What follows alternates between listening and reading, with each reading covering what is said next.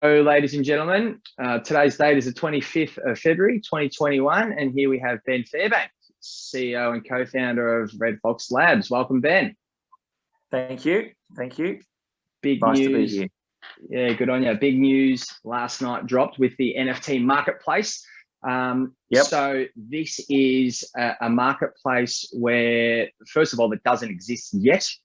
Again, RedFOX Labs, with their world first, they love doing it, and I look forward to more in the future. But this is a place where anyone can go to create, mint, buy, sell NFTs, whether it's art, music, video, whatever it is. Could you just elaborate a little bit more on that for us? Yeah, sure. Like people know from that have followed us for a long, long time that we are much stronger on the business side, the ideas, the creation, and there's a lot of smart technical people out there. We don't try and reinvent wheels. What we try and do is identify opportunities, which is what a venture builder does, look for holes in the market. And we did COGS, as you know, and that was on wax. And then what we had is a lot of people coming to us and saying, can you do NFTs for us? Can you help us create? And then some IP and brands started coming to us. And they all want different things. And we sort of took it from that angle of lots of people are going to want a lot of different things, and the industry is evolving in ways that we don't know where it will go yet, or how versatile NFTs will become. But we can't keep going back to a third party asking them to make changes for us or updates for us. It's just not cricket. It's not fast enough. We need to be able to move. We need to be agile. Then on the other side, I do journey maps and customer experience as my background. So I was looking at the flow of how things would work. And we're ramped and we're swamped with requests and work and announcements that we've got coming out and pieces to this puzzle. So I got in one of my friends who's a customer experience expert in Australia and said, can you please go through and just have a look at doing some outlines of some maps and stuff for us?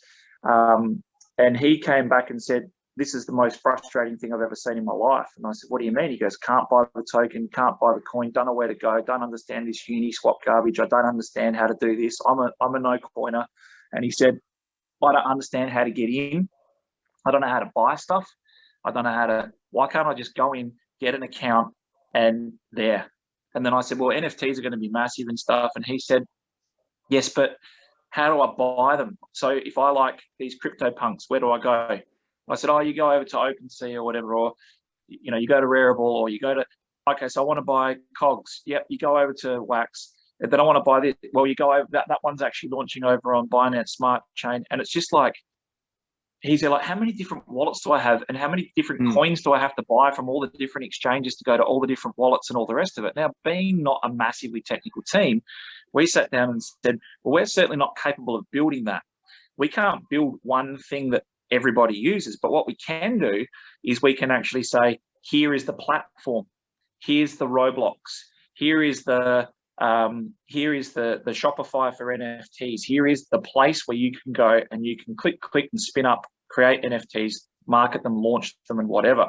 So we've got a few exciting things coming up to announce on that, but we just sort of hadn't announced it. We just put the feelers out to a couple of different chains, and they said, oh, we'd love to be able to get our NFTs on there. So we'll help do a lot of the heavy lifting and bring in the technology so that you can now list ours as well.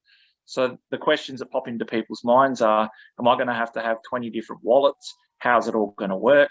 So we're working through all of that side of stuff now. But what we want it to be, the ideal vision is for it to be that you log in and you've got your NFTs and you can buy with fiat. You can be a guy that just says, these NFTs look cool, where do I go? I'll go here, I'll pay with my credit card. But everything courses through RFOX on the underneath or on the second layer. So ultimately speaking, we turned around and said, let's not try and reinvent the wheel. Let's try and make it so that it's not so damn complicated for people. Let's make the onboarding process easy, and let's make it that people don't have to understand which technology platform their NFTs sit on. Let's make it that they can come in and do this. Now, from a creator's side, they might say, I want to do holographic 3D NFTs. And there might only be 2 types of NFTs that accommodate that at this stage, for example. So therefore, it would automatically push them into using that particular technology set or whatever. We want to take the thought process out of it. All they know is they want holograms. They've got this type of picture. They want it to do this. Okay, bang, here's your NFT set. Yeah. Now, the people that are working with us to integrate, they can make money out of this because they can offer that as a service, right? So they can make a little bit of money from having integrated their tools and offerings into this. So that's what makes it appealing. We provide the nice, wonderful looking wrapper and the customer experience and the beautiful user journey and flow. And then these guys can come in and help make it a creator's world. And we want the community to come together and gather together to come up with ideas, chat, swap ideas, trade, buy, sell, create, and earn. Most importantly, earn. We want people that have got a talent to be able to earn some money. Yep, and that's what it's all about. This NFT space, isn't it? About giving power back to the creator. The music industry is one that comes up all the time where, you know, or an art piece as well, for example.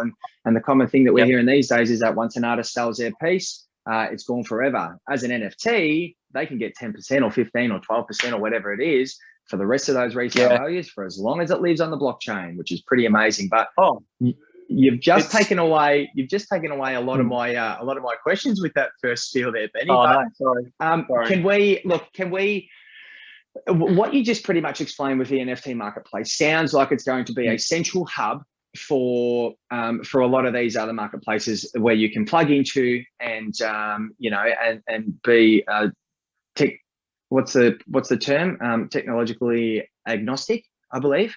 It's technology. Yeah, so we're not saying that we're an Ethereum marketplace or a DOT marketplace or a whatever. We're saying we're an NFT marketplace and a creation site. So you can come in, because the other thing is that people might have a really cool idea for an art concept and they go, that would look cool in the COGS game, for example, in a slam game. Now, I'm just giving you this as a hypothetical example, but people would come in and say, I've got NFTs, but they don't really have any utility. They're cool, they're artwork. And then to be able to put those straight into a game, to know that your NFT collection can click into a game, it's pretty damn cool. And you know, there's many different ways you can do that. You can have the preset games, and it's exactly like when you go into Roblox, you can actually click and you can skin and recreate a game. So it might be that you either want a game developed for you and there's a suite of developers that can help you do that, or you click into a game that's already there. The fact is we've got a pretty good idea of what we want to do, and we're trying to make sure that it's a very competitive space. So we're trying to be very broad with the details because these things take time to build, and there's some projects out there that have some extremely ridiculous amounts of funding that can move very, very fast on things. So I think our added advantage, and people are starting to work that out, is that we've got a lot of different ventures on the bubble, so to speak, and they click together. And when people start to see those things click together, the network effect becomes quite hard. Like if you want to compete against any one of the ventures, you don't have the same network effect. So you've got to buy much more of the market. So what we're doing is making sure that everything that we do fits together, and that gives us the advantage. So if we've got a rewards program that goes across all platforms, that's something that it's a hook. It keeps people in and engaged and all the rest of it, and it brings the audiences across. And if you've got something that can be used, and I can't say what, but we'll announce that, but things that can be used across all of the platforms, this is something that is, it makes it much more versatile than just being sort of a wallet or you know, a points platform or something like that. We've never ever set out to build something very one-dimensional. The thing is, it's supposed to be always, it's supposed to have been play, engage, reward, connect, and it's supposed to all be about digital inclusion. So it's going to be very clear to people at the end what we were trying to do, and it will also be very clear to people why we weren't 100% clear straight up of exactly what we're trying to do, because the thing is, these things take time and you need to build them and you need to get it right, and it's a very competitive space, but it will all click together very, very nicely in the end. So in terms of the building now, in the article that was released last night, you say half a dozen projects and roughly 4 blockchains are interested in integrating. You mentioned about 5 minutes ago that some of these other blockchains are going to be doing the heavy lifting. How is that portioned up between all of these blockchains? Are they doing 75% and you're helping them just with the last little plug-in, or how is that split up? And you've also mentioned 6 to 8 weeks of the NFT marketplace being ready. With these other blockchains in the picture, is that still 6 to 8 weeks away? Does that add time on, or can it be launched and then they get added in later on? Yeah, so it'll be launched and they'll add in later on. Those projects, as far as how much of the heavy lifting is concerned, we've begun preliminary talks. I couldn't give away too much about what we were doing. I just basically gave them the pitch of, it'll be a marketplace. We're building it for cogs. We needed it for cogs anyway, but you'll be able to API in, or if you don't have your own marketplace, you'll be able to effectively skin it and use it as a marketplace for you. So they turned around straight away and said, okay, sounds good. You guys have got your finger on the pulse, so we're happy to work with you and to do that. And we've had a couple of calls now, technical calls with the companies that are saying, how will it actually work? Out of those calls, what we found out is that we're going to be able to use some bridges. I can't say who, because one of the chains is something we'll announce very shortly. But effectively, for what you do know about us, there'll be a bridge between Wax and Ethereum, but that bridge will also go between Ethereum and another chain and Wax and another chain, which will allow us, at least in the beginning, a triangle or whatever of being able to move around. And then there's also another couple of chains that want to click onto that piece. One of them's already got a bridge, so it's just a matter of making one more part, and then there'll be a fourth person in that equation as well. So think of the marketplace on top of that. So the marketplace can sit on top of that, and it doesn't matter where you are, we can use the bridges underneath, and that's what we have to do. So the answer to your question is, we'll bring it for cogs, and we'll build it for, looks like, one more main chain in the beginning. And then what we'll do is add these other guys as we go. But they're keen to push on and go forward now. We just don't have the resource to be able to spend the time with some of them at the minute. But that's, now that we've gone out public with it, we've already had a couple more requests come through overnight. So we've just got to go through those. Yeah, perfect. Very cool. Very cool. Now, with the release of the news last night, there was in typical RedFOX Labs fashion, you had the monitor of the computer, and then the little phone or the iPad, I think it was.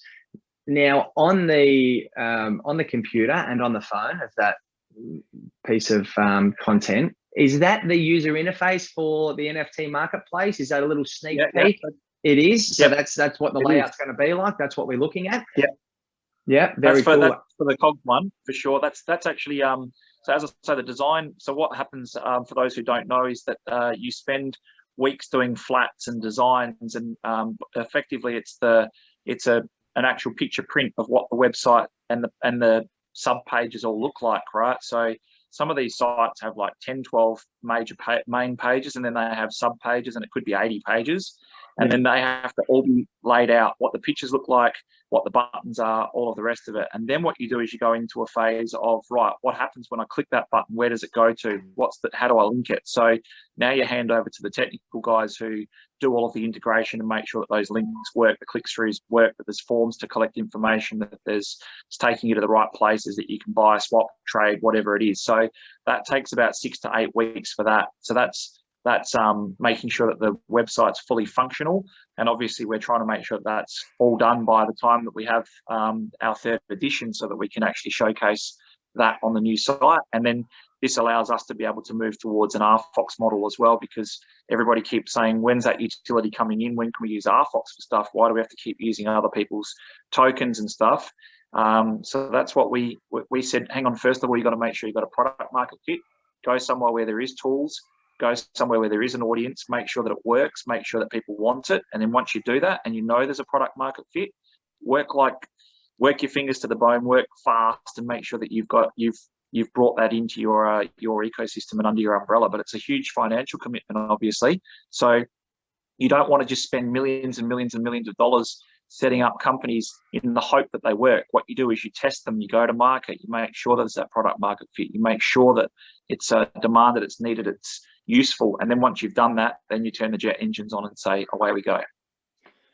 So jet engines go very, very fast, Ben, and it means high traffic, which means potentially layer 2 solution. So is there someone in mind? Is there already a partnership that's been made that's got to be announced over the next couple of weeks, or what's the plan for handling all of that traffic on that NFT marketplace?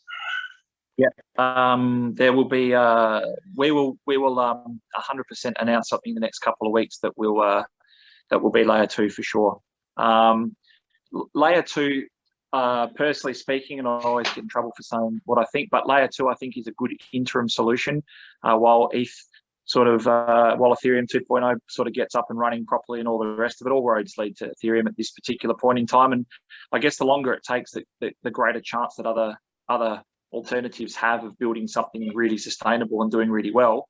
But obviously Polkadot's going to be an absolute monster. But yeah, we're actually looking at a solution in mind, a particular solution now that will also allow us to have bridges and stuff as well.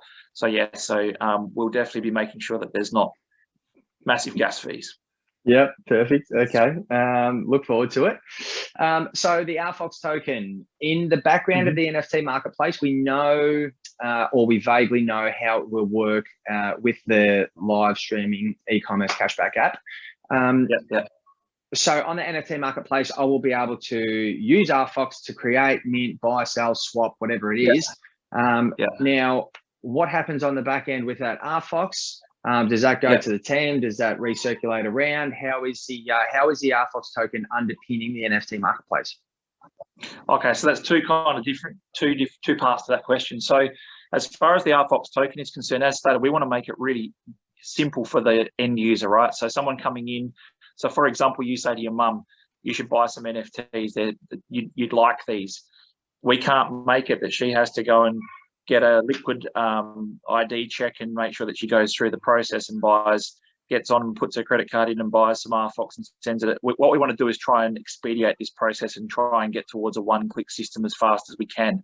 Just making sure that it courses through RFOX so that everything goes through RFOX. That's the most important part. We need there to be that demand and the buy and sell side of demand, all of the rewards, all of the cashbacks, everything.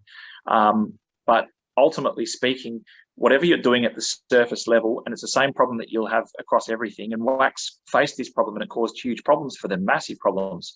They had a fluctuating value to the Wax, which was everything was priced in that fluctuating value. So if Wax goes up by 100%, the price is going up by 100%. If Wax goes down by 100%, the price is going by 90%. The price is going down by 90%, and they're losing money. So we're looking to try and provide some sort of stability at that top level. So we'll release how we do that. But ultimately speaking, we need to make it that everything that you're doing within the different platforms and the ecosystem is transferable. So meaning credits, money, rewards, everything has to be usable across the whole lot. Otherwise, the whole thing wouldn't work. So we've got a very good plan at making sure that we're abiding legally, because as a state in some of these countries, you can't use anything outside of the local currency to transact. So we're not going to be mucking around with any of those laws or getting around any of that type of stuff. So ultimately, we've said since day one, our end solution is to make it so that the end user doesn't even know that they're interacting with blockchain or cryptocurrency, but yet everything is going through and coursing through that. So that's the most important part, is that we're powering that. So you think about it like someone brings people in from the DOT community or the DOT ecosystem. You think like, for example, like a Binance Smart Chain, you go across there and you'd use BNB and you'd swap into something else, like your, I don't know what they buy over there, cake or whatever. Yeah, pancake swap. Yeah. So what I'm saying is that, I can't actually answer that any more deeply, because it will tell you exactly the way that we'd be likely to go. But ultimately, what I'm saying is everything courses through RFOX. And that's part of the excitement of these coming announcements. Okay, how about a rephrase of the question then? Could it possibly, will there be an option for, say, a discount, or would people be incentivized to use RFOX on an NFT marketplace and get some sort of discount? Is that, or will that be an option? It will, depending on who we use as far as technology and who we bring in. It will definitely be an option, but ultimately where we're going to make a significant difference or provide a value add is the fact that we are looking at these cashback and rewards across all of our entire platform. So the ability for people to be able to earn for participation and engagement and involvement. So that's where the RFOX side of things really comes into play very, very strongly, especially in the virtual space as well, when you're transacting. Yeah. So cool. Sorry, go. So what I was going to say is that where possible, we'll always offer, if there is an alternative, we'll always offer we'll try to offer some sort of a discount. But what we'd rather do is make sure that everything is paid out in and rewarded in and used through and bought through RFOX. So it's got to be a matter of both sides being balanced. So the demand for the token and the need for the token is as strong as the people that are going to obviously earn and want to cash out. You can't have a lopsided system. It has to work both sides. So again, it's a balancing act, because you want to make it so that people don't have to get a PhD to learn how to come onto your site and buy something. You don't need a PhD to go onto Amazon or any of these sites. Right. You go on, you put your credit card in. So we want to make that user experience just as smooth, but we've got some pretty clever ways to make sure that it's benefiting RFOX in the background in a very, very novel way. So there's a couple of things we're going to announce in the next couple of weeks that combine things that you're familiar with, that you've seen, but never been used in combination before. So we're very, very excited for that, because it's going to mean that the RFOX token is the RFOX token will become a lot more sought after than it is at the moment. Let's just say that. Yeah, very interesting. So never been used before in combination. So that sounds like another world first, Ben. It's up to 3 or 4 now. But again, I'm counting.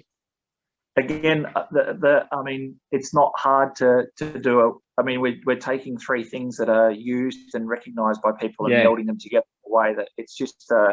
I think there's not a lot of new stuff in the world. It's just a matter of improving and reconfiguring things that exist. But what we've done is we just keep seeing holes everywhere we go. We think, why isn't someone doing this? And you know, when I first joined the space, it was a lot of technically it can't be done. Technically it can't be done. But I look at a lot of this stuff now, and we've got smarter people and more business savvy people in the space now. And I say, why can't this be done? And they go, it can. As long as you've got the money, or you've got the resource, or you've got the idea, or you've got the drawing for it, it can be done. And I say, wow, the space is really growing up. And it's not that it's really growing up, it's that people were very focused on particular things and trying to push the technology. People are now starting to realize you need users and revenue. Having good tech is like saying beta is going to beat VHS or whatever. VHS was a far inferior technology, and it trumped it. It was beta died. But the fact is that is one of a million examples of how technology was defeated. If you need to make a user experience simple and easy, and it has to be it can't be exclusive. You can't just rule people out and say you're too dumb to use it. That whole adage of bullying people into saying this technology is for smart people, you can't use it. That's just a way of saying, I don't know how to figure out how to make this easy to use. I'm stupid. So what we want to do is just make it so that anybody can participate, anybody can do it. And I've got a kid, and everybody that's got children understand that they're the next generation coming through as well. If my kid can't use it, what we're making is too hard. Yeah, exactly right. And that's very cool. That's good. I like it. I like it a lot. So next thing is next question is about, so RedFOX are currently working on the commission crypto stamps for the Gibraltar government. So is there any other projects in the pipeline in terms of NFTs that will be featured on the NFT marketplace that RedFOX is building? Yes. So we have honestly 5 or 6 deals that we're trying to close, and I'm being very honest in saying we're trying to close them. They're big deals. So any one of those deals would be big, very, very big, very, very famous IP. But we've also got a lot of the second layer or second level that have come to us. And those are much more realistic of being able to sort of just sit down and draft and do. I think everybody's starting to realize the value of the NFT space and what can be done. If you get one of these big contracts, then you move into a different realm. Effectively, all the big guys want to come to you and want to talk to you. So we just had a situation yesterday where one of our guys went out and was talking to a project that was interested, and he had a queue of people from different government departments and different commercial businesses saying, I've got an idea for my company for an NFT, or I've got an idea, do you want to do this one? So he's come back to me with like 6 or 7 different pitches, and I was like, that's terrible, that one's not going to work, I don't see how that could happen. And there was a couple of really good ones in there as well, but it's starting to heat up. But the most important part is they like, you look at Flow, Dapper Labs, Flow did NBA Top Shots. They were doing 50 million. I think they did 37 or 40 million in a day, one day. Yes. And the thing is that people would say, let's go to them because they've got flow, they've got their own chain. Now they've got their hands full with that one thing. But the point of me explaining that is because if you don't have your own platform, if we say, hey, come to us, big brand, I'll just make up a brand. It's not true. We have not talked to these people, but let's just say it was Nike, for example. And Nike came to us and said, do a launch for us. And I'd say, okay, I'll set up a Slack group and with Wax, and you can come in and we'll all talk together. And I'll go, Wax, we've got Nike. Can you do this for us or whatever? Nike would be there like, this is Mickey Mouse hour. Like, where's your site? I want to be able to come and I want to be able to launch something. Yeah. Why am I talking to your third-party provider? This makes no sense. Yeah. So we just thought this is going to keep coming. This industry is going to blow up. So we need to have a platform, and don't make it one-dimensional and put all your eggs in one basket and make it so that it's just for releasing NFT artwork or whatever. Make sure that these creators can come in and take this in a direction they want to go. Make them have the freedom and the creativity to produce whatever type of NFTs they want, put them in whatever type of games they want. Let's let them create and make it a contributive platform. We're not going to try and be like Apple and say, come here, click on this drop down, you've got 3 options. We're saying, come in, here's the tools, here's a marketplace, go for it. Create, design, come up with cool stuff, work together, make it collaborative. You'd obviously have rules and stuff like that because you don't want illicit stuff, but ultimately speaking, you want this to be an open contributive platform where all of the creators and collaborators benefit financially from. Yeah, definitely. So it keeps coming back to this NFT marketplace that RedFOX Labs is building is a central hub. Is it actually going to be decentralized, or is this a product and a company in one of the arms of RedFOX Labs that is centralized, and or is it run on its own blockchain, or is it, what's the deal with this? Because I've seen centralized hub. Yeah. Yep. So it's a centralized site and hub, 100%. Yeah. And then we go down the path of making it as openly contributive as we possibly can. So we've always said since the beginning, and this is just my wish and my view and all the rest of it, I've always said we don't want to be custodians and we don't want to be the payment rails or the payment gateway providers. We don't want to be dealing with actually taking people's credit card money and all the rest of it. And we don't want to be holding people's assets.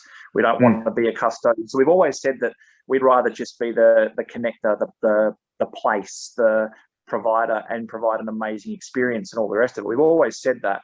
But as we're getting further and further down the rabbit hole, we're learning it's very, very difficult to not be involved in that in some capacity. So we're trying to work out where that nice balance and medium is. And there is some really cool ways that you can do that. So going back to your original question, centralized in nature, I'm telling you, there's a fantastic book out there called Eight Unconventional CEOs, I think it's called. It's I'll get the book so you can get the title. It's the best book I've read, and I've read it 5 or 6 times. I don't know why I can't remember it, but it's called The Outsiders. Okay. And Let's have a look. I always get confused whether it's Outsiders or Outliers, and I always end up getting the wrong book. There's 2 books, very similar names, but it's 8 Unconventional CEOs. And these guys all run decentralized organizations, but they run very centralized from the head office perspective. They set these arms of their business up, much like us, and then they say, we trust you, we've given you clear directives, we say go for it, and they let those people run those businesses in their own way. They function in their own way. So that's kind of how we see it. We see it as what you need, a centralized body to sort of start it, to get it built, to make sure it happens, to make sure there's logic and flow behind it, and then you let the creators come in and sort of develop that and evolve it and take that away. So centralized in nature, decentralized in function is probably the easiest way to explain it. And that's the same as a lot of other crypto projects anyway. Once they first get going, they that's your baby when you're starting it off. You want it to be heading in the right direction of your vision, and then when the time comes, nodes expand, becomes more decentralized, or whatever the case may be for that particular protocol. And no different in this case. Well, let's put it this way. So we've recruited a GM for, like, our model is a DBOT, right? Design, build, operate, and transfer. Yeah. We've got cogs off the ground. We've got the game in development in closed beta, And we've now said, let's bring on a GM, a CTO. Let him bring in some amazing people he's going to announce and bring in that are very well known in the gaming space and have done amazing stuff, in addition to your Arc Leggers and stuff. Now, that's actually a centralized business, right? Because it's a gaming company. But if that gaming company plugs into the marketplace and offers SDKs and tools and chance for people to interact, click in, and all the rest of it, that's where your collaborative approach and part comes in. So you've got this very clearly defined gaming venture that is an organization like any other organization that is part of something that is much more collaborative and open, that people can actually benefit from and contribute to upstream and downstream. So this is where our model's going to be. We believe is going to make it much more robust and give it those extra layers of complexity, because we've got our own very controlled businesses and our collaborative area as well. So I think it's a very, very nice model. And when people get their heads around it, I think they'll like it. For sure. I'm starting to love it. Every time you talk, Ben, I love it more and more. But I smell a COGS creation competition in the not too distant future, mate. And because there's going to be some pretty cool designs that are coming up, I feel. We've always had a lot of pressure on us. And we've had a lot of internal team discussions on, because, POGs, the original milk caps, that kind of almost like no one really owned it. They had a centralized setup and all the rest of it. But basically, they started creating all of these tools where you could just go build your own POGs and make your own POGs. And there was a squillion of them all over the planet. And it became like, well, everyone's got a bag full of them. So that part rings in my head. But the pressure on us and that even some of the internal team and all the rest of it know that the creation of your own COGS is something that's going to be marketable for sure. So as I always say, gets to a point where we get the project up and running and we prove that it was a good idea and we prove that it was on the right track, then we hand over to experts. I am now officially, when it comes to the gaming division, I'm out of my depth. It's over my head. I am not a game designer. I am not a builder of games. And I humbly back out of the room and say, over to you boys. And if they have turned around before and said, well, you guys have done amazing to get it to this level, considering that you're not really traditional gaming people, we say thank you very much. That's a very nice compliment, and it shows our model works. It shows our structure works. We've been around business long enough. We know how to get businesses running. So, but if we thought, hey, we're gamers. We're gamers now. We know how to, and we decided to stay on. We burn the house down. We don't know what we're doing. We don't know how to take this to. I don't know how to talk to Goomy Games. I've talked to them before. I was like speechless. I don't know how to deal with these guys. So Arc Legger, boys, go for it. That must be hard for you in some aspects to do that though, because you have been a part of it in this RedFOX Games arm or division in its infancy, and you've helped build it and you've helped it grow. And now the time is to let it go. That's got to be difficult for you mentally. I mean, I know that you're going to be sticking to your plan and letting go and letting the professionals, as you say, take over. But yeah, that's got to be hard, man. Yeah. So I think it's probably one of the hardest lessons I learned in business. I thought it was like I've seen too many people stay too long in businesses, and then I used to do turnarounds. So I'd come into these companies and I'd think to myself, mate, you've held on to people too long. I went to Grab. Grab had been around for 4 or 5 years when I started, and they still had boxes in the hallways and stuff, and they had messes everywhere. And I'd walk around and I'd say, what's with all this? And they'd say, well, we're a startup. And I'd say, you're not a startup anymore. They'd have people from the team. I'd say, this person doesn't do anything. And they'd say, oh, yeah, but they've been with us from the start. There's that mentality, right? Yeah. And this is what holds back. It's what holds businesses back, and it stops people being or companies being as successful as they could be. You've got the right people for the right times, and if someone's helped you in the beginning and they've done working with them and all the rest of it, great. But the lesson I learned was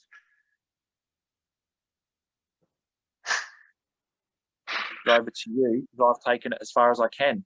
And I said, but you've been running this business for 20 years. And he said, I love it with all my heart and soul. I don't know how to get it any further. I've got it to this point. I need you to come in and help take it to the next level. And I thought, how can someone actually do that? How does he let this go? But then I realized if he actually cares about the business and he actually cares about the people in the business and he actually cares about where it's going, he doesn't have a choice. He's actually doing the right thing. Yeah. And then I realized I've been thinking about this whole thing the wrong way. So yeah, it was hard, but we've got Fads in now. Fadsley, the GM for RFOX Game. Yeah.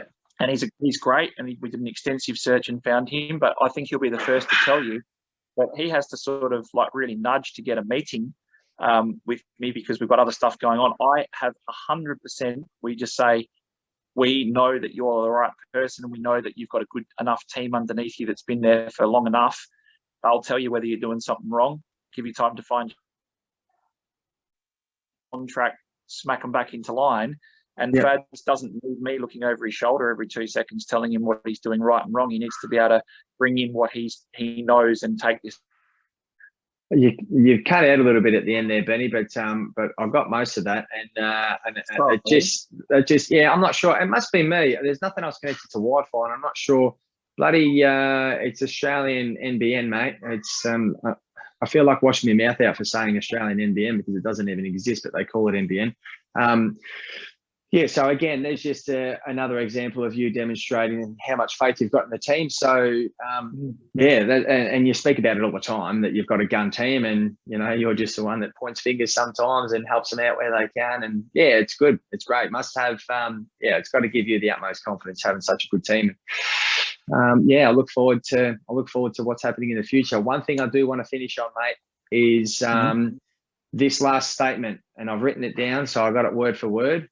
The RFOX token will power the ecosystem in a unique way that will provide increased utility for holders and incorporate a cashback component that we will use across all of RedFOX ventures. This opportunity is endless. Now, do you know who said that? I think it was you, mate. Things in retrospect that people would say, how come you just didn't say it this way, or how come you just didn't say it that way, right? But when we've got these big pieces of news that are coming and we're dropping this news, you'll know that those words are chosen very carefully, because they have to sort of tell you where we're going, but not give away too much about what we're doing either until it's announced. So I find it's a constant mental balancing act of, I get asked a question and I want to answer it a particular way. And I have to think to myself, oh yeah, we haven't talked about that thing yet, or they don't know about this yet. So I have to park, or this hasn't been signed off yet, so that you can't mention that. Pivoting a bit, or where we've moved away from that a little bit. It's much more that we're waiting for the things to unfold in sequence. And that's why, you know, we spend a lot of time easy. But yes, the RFOX token, we believe, unless it's driving the whole ecosystem and unless it's powering everything, we're trying to make sure that every single person is focused on making sure that token has utility and value. That's like an unwritten rule that courses through everyone's blood and veins, and we say that's very, very, very important to us. So when we talk about the cashback and rewards and all the rest of it, we want it to be that people are earning in RFOX, they're receiving RFOX, they're using RFOX, they're paying with RFOX, they're locking up, which is something we'll talk about in the next week or two. They'll be locking up RFOX. So we want to make sure that there's scarcity. We want to make sure that there's demand. We want to make sure that there's utility and use cases for the token. So we spend a lot of time working out how that would work across all of the ventures and all of the platforms and products. And it's extremely important that there is a flow on and a network effect, so that if you do something on one, you could actually get a benefit if you go over to there. We want to make it that people think, well, I've got this, I should definitely go over there. I should definitely go there because it's in my best interest, or it's worthwhile, or I can get something for free or nothing, or whatever it is. So that's very, very important to us, that it's all interconnected. Very, very important. What you just explained there, mate, is all the ingredients to a very valuable asset. And I'm sure a lot of people will be happy. Yeah, we believe it is, and you know that they always say to you, they say, what do you do? Like every project, every project that starts out, they always say, what do you do? You probably everybody gets paid in tokens, and then everybody dumps tokens and all the rest of it, and rah rah rah. We've always said since day one, we've always people would come to you in the beginning and they'll say, I want pay me in Ethereum. I'm talking about outside contractors or whatever, dollars or Ethereum or whatever. And then you know, we've always been of that circumstance and that thought process of RFOX is valuable to us. It means something to us. It's going to be part of something that drives the ecosystem. So that's even something that we have internal conversations on. People would love to be able to get everything in RFOX, or people that work for us in contracts want to get paid in RFOX, and where they're like, no, it's way too valuable. I'd rather pay people in Ethereum or Bitcoin or cash or whatever. I don't want to pay RFOX. Now, if we all believe that, and we all think that, and we all act that way, and we really understand what its full long-term worth and value is going to be, and we continue down that course, that's a very good situation for us to be in. But we firmly believe that what the market is showing and what people know and are talking about, we feel as though people just don't have any understanding of what's going on yet. This is if it gets the Novogratz level of people excited, then I dare say that once everybody else finds out, I think they're going to be excited too. For sure, mate. Well, I'll look forward to the next still another 4 weeks of news to come, you reckon? Well, we wanted to go out with some. We were trying to make it that it's 2 a week or something like that, because it's quite a lot of big news. But the pieces are very significantly big. Like talking about a platform and bringing out a platform like we did last night. That's what some projects would do in 6 months, right? And it's more than we did in 6 months in the very beginning, because it takes a long time to get all the stuff together. But now everything's coming together at once, and we have to move so that we get that network effect and all the rest of it. It's a matter of like, wow, if we drop all of this straight away, we don't want to rush stuff for the fact of just rushing it to get it out. But on the same token, if we get it all condensed and nicely out and show the flow and show the map, people will also think that every week we're going to launch some sort of $1 billion company or something like that. And that's not sustainable either. I think what people are finally seeing, and this is a very important point, I think people are finally starting to see the culmination of all the hard work that we've put in come together, and they're starting to see the pieces be revealed as to what they are on the roadmap, and what the pieces that we're building are and how they click together. And then we're going to be going into a process of continual updates on how that particular thing has evolved, rather than here's 10 more pieces to the puzzle. Once you get the main pieces, all of those will spin off and grow into large pieces themselves, and possibly have pieces that come off of them. But ultimately speaking, over the next month or two, everybody should have a very clear understanding of what the ecosystem looks like and how it pieces together. And that should be then just a matter of us saying, right, now we're going to build on all of these things and grow them and make them monsters. So I think that within 4 or 5 weeks, people are going to have an aha moment. Some people have, 2 or 3 people have already had the aha moment and think they've worked it out, and some couple have. Some are getting close to working it out. And I think that by the next 2 or 3 announcements, I think everyone's going to have an aha moment and think, what the hell, where did this come from? It looks like it's happened overnight. It looks like it's just popped up out of nowhere for people that are looking from the outside. But those of you who have been with us since the beginning, you probably have less hair than me, tortured soul. You rode the bumps with us. We couldn't even get a damn wallet to put out. We had all sorts of issues. And then we'd built very well from the front side. We just didn't have anything to plug it into that worked. And then we've gone across and seen some good tools and got amazing devs and resources. And now it's now we can't be stopped, because we've been planning this for a long time. We've got a belly full of steam. We've got a team of people coming on that are, wow. In the beginning, thank God, thank you to my staff in the beginning. Yeah, they held us together, and they were a team of battlers and fighters, and they believed in the vision and never let go. And now, because of those guys building the vision and making it stronger, the people that are coming in now, we're now getting people that are looking at us that we would have thought a year ago we would have never ever got a look in at. And these people are coming in and seemingly so enthusiastic to work for us that it's incredible. I can't explain it in words, but we've got people that are trying to force their way in, and it's very, very humbling, because these guys created something amazing on a culture base. And if you've got that culture base, you can build anything on top of that. Well, we're going to see in the results in due course, Ben, aren't we? And understand what you're talking about right now. But back to the point of what you were making earlier with the entire ecosystem that you're building, you haven't said the term yet, so I'll say it for you. This is the Super DApp, and the Super DApp is starting to shape up. And there's, you know, I'm happy to wait the 4 to 6 weeks. I'm a little bit wet behind the ears, mate. So when the aha moment happens for me, a lot of other people would have figured it out by then. But for now, the speculation is it's a bit of fun within the community. So we'll keep going with that. Look forward to the next update, and probably leave it there, mate, and catch up with you soon.